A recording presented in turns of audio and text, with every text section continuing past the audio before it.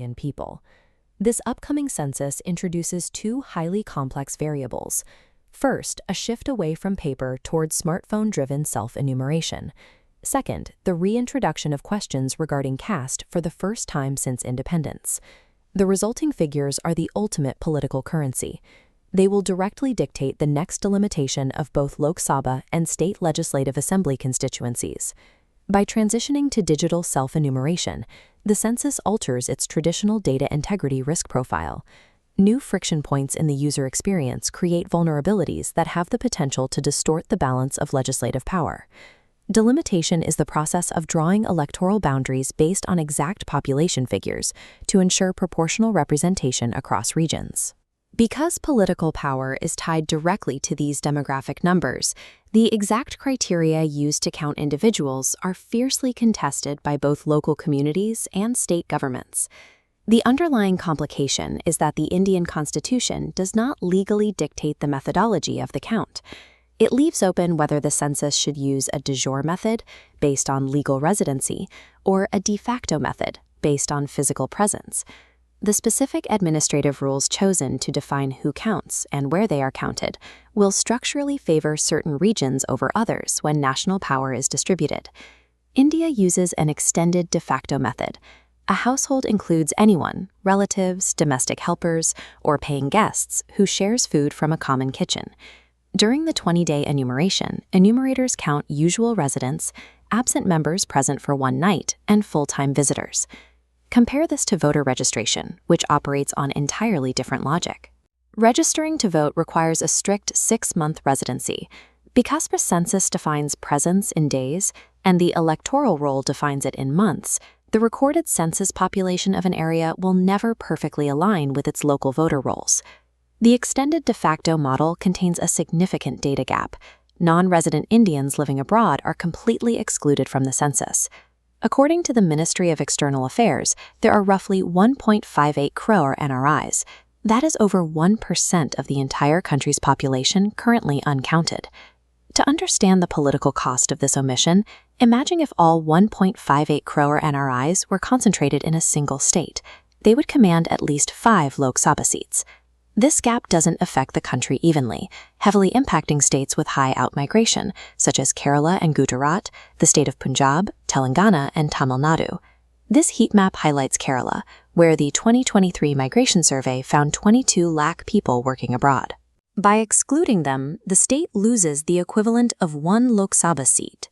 States that drive high international labor migration face a systemic, structural penalty in their political representation under the current enumeration rules. For decades, data collection relied on highly trained enumerators navigating physical paper schedules. Now, the process shifts entirely to tablets and smartphones. In theory, digital tools speed up computerization and allow for real-time consistency checks to catch errors on the spot.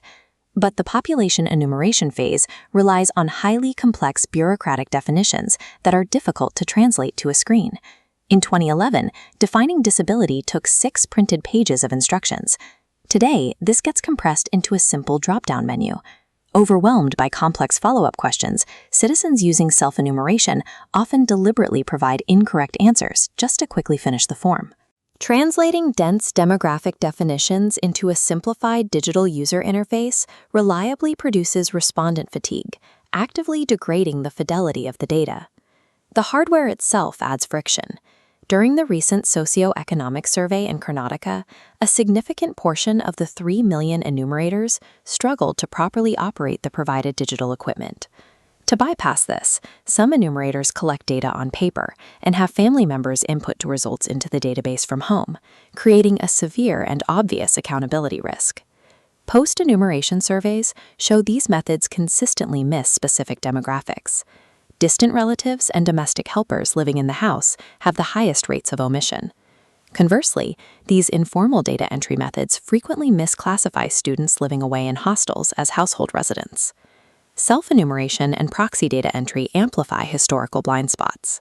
They break the strict common kitchen logic established by the census, polluting the data pool at its source.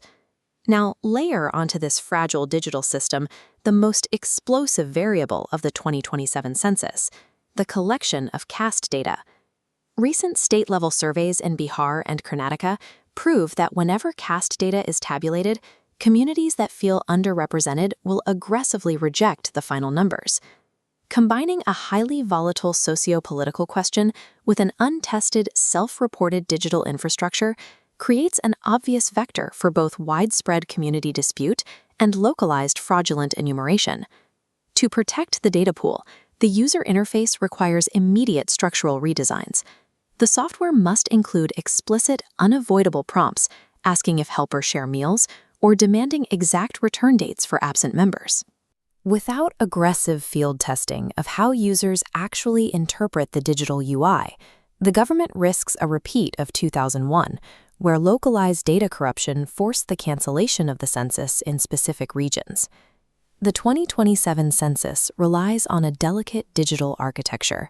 The specific UI choices made on a smartphone screen and the strict rules governing who is counted will directly write the future balance of Indian legislative power.